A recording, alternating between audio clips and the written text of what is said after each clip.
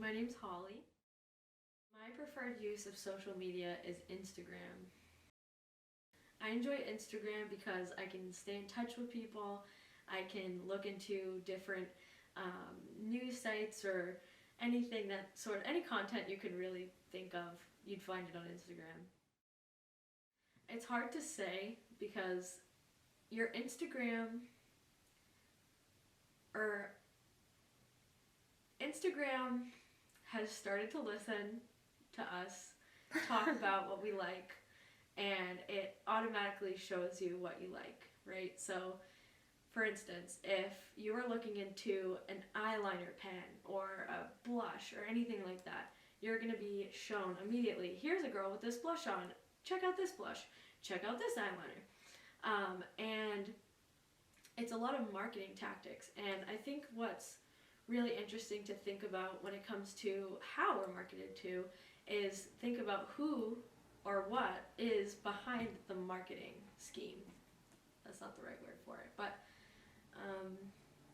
like for instance, you'll look at models who are representing a certain makeup brand or clothing brand or anything like that, and they're a very specific type of woman, right? So they're skinny, they're pretty, they've got great makeup, flawless skin,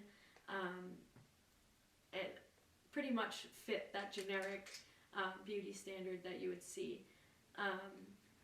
But it's not really realistic, and unfortunately, people who are exposed to media a lot, which is pretty much our entire generation, have grown to believe that that is what pretty is. So these unrealistic standards that are kind of just pushed in our face whenever we're on social media has grown to become a set of standards in our own heads. And for women like me, for women all over the place, it is a great injustice because it is very far from reality what real bodies look like, what real skin looks like. It's not what we're shown, and it is definitely not what we take home with us at the end of the day and think, oh, this is what my body's supposed to look like. It's not supposed to look like that. So since joining Instagram, I'll say that my mental health has been a question mark. That is because I find that whenever I use social media a lot, I'll become more sad or I'll become a lot more antisocial. And with that comes, overthinking in your head. How do you look? How do people perceive you? Sort of that kind of thing. But social media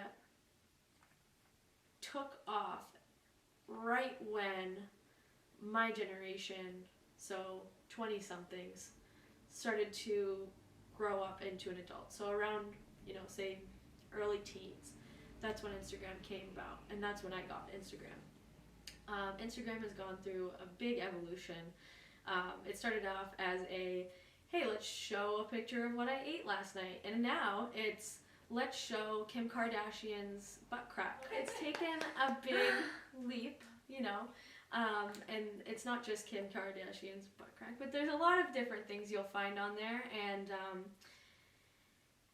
nowadays it is very much focused around marketing to people. I joined Instagram when I was probably 12 or 13 years old. It was the first year it came out. Everyone I knew became obsessed with Instagram. They were just on it all the time, and as a growing social media force, it has evolved since 2013, around that time. And it's now become based on how much a person uses it. So I realized that whenever I step away from Instagram, I step away from the virtual world, I'm able to have a lot more stable idea of who I am and not be afraid to kind of just talk to people or not care about these beauty standards, not having that instilled in my brain every time I'm like scrolling or clicking or anything. So yes, I've noticed, I guess, a decline in mental health whenever I use Instagram to an excessive amount. But I think in general, you're going to have this lasting impact regardless, right? So, you look at images of what women are supposed to look like, or what men are supposed to look like, or how they're supposed to act.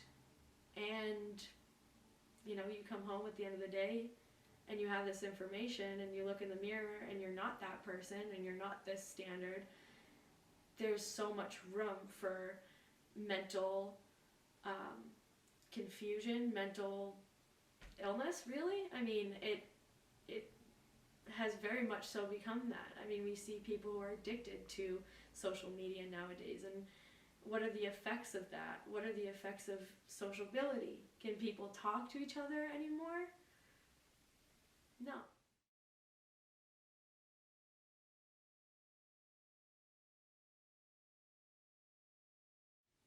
Absolutely. So women have historically been the lesser, better half, right? So society has always been male driven, male orientated. So women have always had this kind of secondary standard in society, like the second-hand citizen, sort of. But, you know, obviously we've grown a lot from that, and things have changed. Legislation, whatever, women can vote, that's good. But, yeah, social media really took back, it reinvented the issue. And the way it did that was by all of a sudden presenting women as this one specific type. Like, women and men alike, we're all different. We're all like this, we all have different genes. We're not going to all pop out looking the same. But social media really staples down what a woman really should look like, what her value is based on what she looks like. And that's really destructive, not just to an individual woman, you know, growing up in the world and figuring out where you stand, but also for society in general, because there's a massive inequality. It's always been here, but social media has just reinvented the issue and made it more,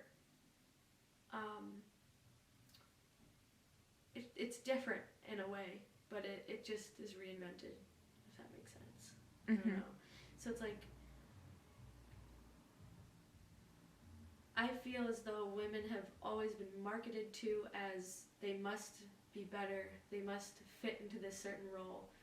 Really, the advent of social media made it so they weren't just magazines that you could put down anymore. They weren't just billboards or something like that, you know, you could walk away from. Social media is now everywhere. We live in a media-saturated environment. And now, these unrealistic standards for women, whether that's how they act or how they look, or how they should feel, you know, even that, that's now stapled in via cell phone or wherever you are in the world. You're going to have access to the internet. You're going to have access to unlimited content to make you feel bad about yourself.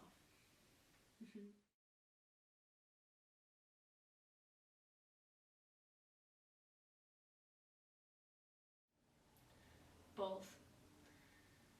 Social media has connected me to people who I would never have met in real life, or I had met in real life but wouldn't see them again because for whatever reason, you know, we moved on in life, right? So there's that connection. But it's only so deep. You can look at a person's photos or updates, whatever they post about their lives, but you're really just an observer. You're not really there. So I always, as you know, people talk a lot about how it's a great connector. But from my perspective, I've seen nothing but it disconnecting people. And this shows, right? You sit in a classroom and the teacher hasn't even walked in yet. And everyone is silent. Everyone is looking at their phone and they're not trying to make eye contact. It is just awkward. And unfortunately, trailing back to years before social media was around, if there was an empty class, or not an empty classroom, but there's a classroom without a teacher in it, those kids were going wild. Like, you're lucky they didn't just like throw a chair out the window, you know, like, but nowadays it's so different that, you know, the nature of social media, you're scrolling, it's producing serotonin in your brain, it's keeping you interested, it's keeping you entertained, and that's the whole purpose of it, is to keep you entertained. But you can't really share in that entertainment with anybody. You kind of go into a silo, and you know, that's like your beliefs, what you're shown, like that's like what you go into. And I feel like a lot of people have done this, and you'll see it more and more. I mean, people are just not as connected as they used to be. People aren't striking up conversations with strangers anymore. It's harder to make friends, especially from the perspective of a college student. It's been very hard to make friends. And a lot of that has to do with the fact that people aren't as willing or ready to make friends in real life as they used to be. So given that people are so into their own kind of worlds that their social media algorithms have created, there's a set of standards, right, that gets created on what you believe some group of people will look like. And that's gendered, that's raced, either way. You're just unconsciously making these assumptions on how certain people are going to look, right? And it's difficult for men and women. So for men in specific, the unrealistic body standards that they've seen a beautiful woman look like, either on TV, news, wherever, social media, it kind of does them a great injustice, because in the real world, you're not looking at women who are so, you know, glowing or unnaturally skinny or this, that, or the other thing. Real women have curves. Real women have pit bulls, you know, it doesn't matter. There's just this big difference between what is the standard that's created and what is the reality. And unfortunately, because of reality being reality, this standard almost like hovers over us, like, oh, this is where you're supposed to be, and this is how you're supposed to think, and this is how you're supposed to perceive others. And the fact that you can look down at a phone and say, oh, this woman is so beautiful, look, she's all over this magazine, and she's got like little to no clothes on, and she's got flawless skin and abs, and then you look around the world for that woman, even the woman in that picture isn't that woman. That photo's been manipulated, that, you know, scene's been changed, that woman, you know, maybe ate a cracker after the shoot and gained 20 pounds. Who knows? Like, there's different things that just don't translate into reality, and unfortunately, that leaves a lot of people with a lot of unrealistic standards and a lot of self-doubt that they don't meet these standards, and honestly, a whole amalgamation of mental problems that can arise from these unrealistic but overbearing standards you see on social media.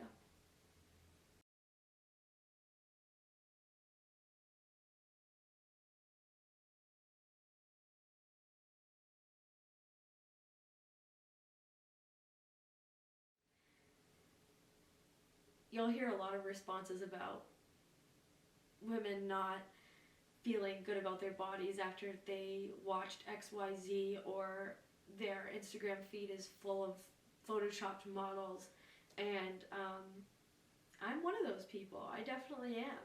The more I spend time on social media, the less I'm able to separate myself from that, separate myself from those standards. And one of the things that I've noticed is plus size models are not plus size models at all. And it almost feels like they're like modeling agencies or whatever company is presenting whatever product on a model, that they're just trying to meet a quota. And they're just trying to represent, you know, bigger women. And the reality is they employ people who are not bigger women, who, you know, probably just aren't a size 0. Like, they could be a size 4, and the difference is so little, but they look a little bit more like a real woman. They look a little bit more realistic. And for me, I mean, it's not bad. I mean, I think it's bad enough that I'm not alone in this struggle. That the images and the ad campaigns and the models that we are always pushed to view as, you know, beautiful or as like, oh, that's the coolest thing ever. You know, it leaves people in a really serious pit of despair. If you don't meet these standards, then you're not good or you're not going to be loved, is really what the message is at the end of the day. That's the message I took home when I was a little girl, you know, first on Instagram, first, you know, looking at magazines or becoming aware of the pop culture world in America.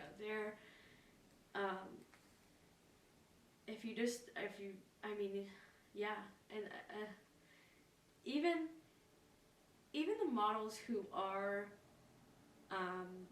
in the runway, or they represent brands that are very, let's say, problematic,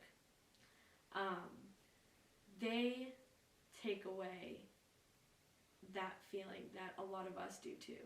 It's, I'm this way, I am this poster child because, you know, this is what I think being beautiful is. And are they happy people? Not at all. No, not at all. Like, if you wanted to fit into this standard, you wouldn't be happy. You wouldn't feel right. And let's say, you know, if you don't fit a specific standard and you try to change into that standard and you end up all types of more unhappy, you just sit and wonder why. Like, it's because that idea didn't come from you. That standard didn't come from you.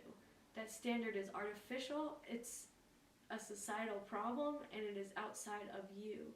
And the only thing that we can all do for ourselves to really just stay sane is to ignore what body you're being shown. Like, ignore what that body looks like versus yours. Don't compare yourself, because it's not real at the end of the day. You'll never meet that person. You'll never be in a scenario where they're lining you two up and being like, look at you guys. Never.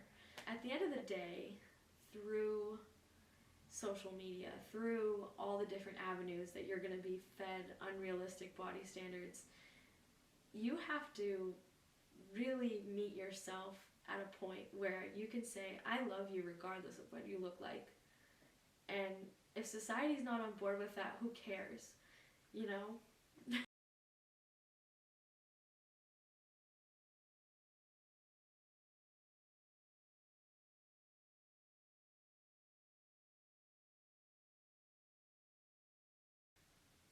So I started social media, I started becoming involved with social media when I was a preteen. And as a preteen, you're already trying your best to find your way in the world. But I, on the other hand, was watching, you know, beauty gurus on YouTube, or I was watching, you know, outfit hauls or certain things that really kind of morphed an idea in my head of what I was supposed to, what the type of woman I was supposed to grow into. Like, what do they look like? Who are they? What are their values? And unfortunately, that is a question that you can't really answer until you're there.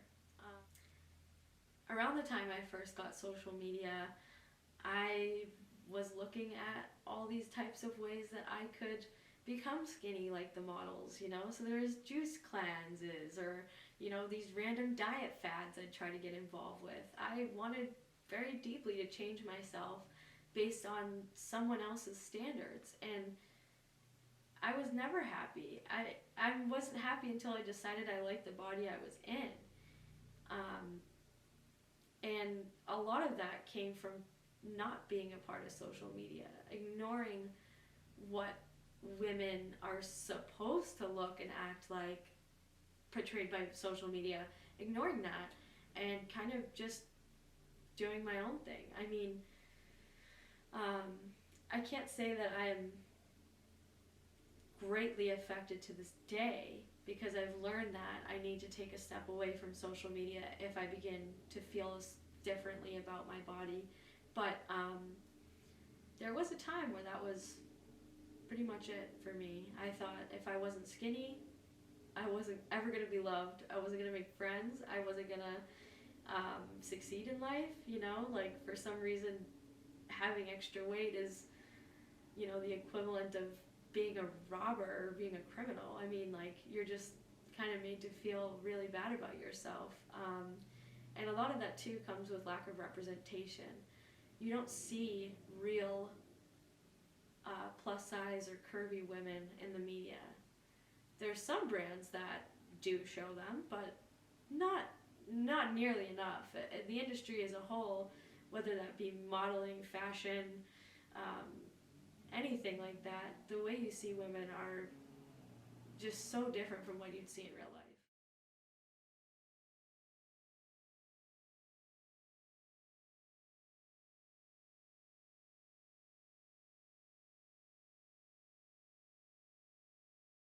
I'd like to see a broader campaign of women banding together to recognize that these standards are awful and these standards shouldn't be translated against, you know, all different cultures. It's unrealistic. And what I'd like to see going forward is more women talking about this, talking about, oh, I feel this way because XYZ, and it all will boil down to social media or exposure to, you know, unrealistic body standards. I like to see people talk about it more, and I think there's a lot of strength in that. I think by connecting with other women and sharing in your experiences and relating on these very, very hard topics for yourself to digest, I think that's where society will begin to change. I think people in power don't change unless they're pushed to. And for anybody who is experiencing a large amount of confusion or they're not happy about their body, I challenge you to delete social media. I challenge you.